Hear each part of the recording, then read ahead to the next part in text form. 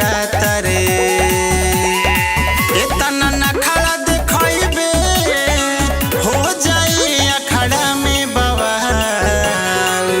देवे चाटे के ना उठलाली तोहार काट ले हब गाल। देवे चाटे के ना उठलाली तोहार काट ले हब गाल। का बुझले काट ले हब गाल।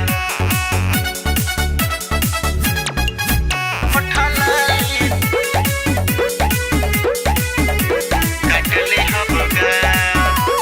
लागले ते सुन बड़ी फाइन जब हिलावेले कमरिया।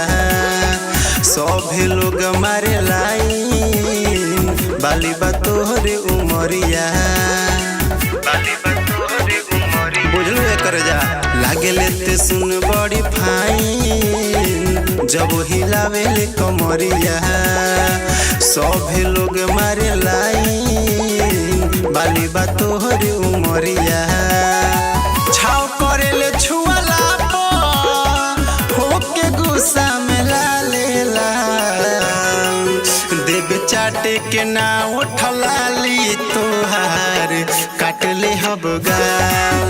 देवे चाटे के ना उठलाली तोहार काट ले हब गाल।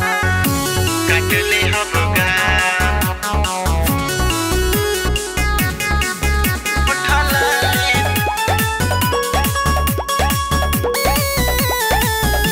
काट ले हब गाल।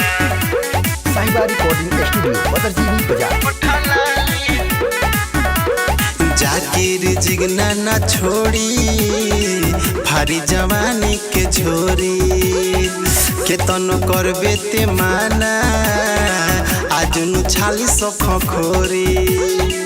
आजुनु छाली सफ खोरी। जाकिर जिगना ना छोड़ी भारी जवानी के झोरी।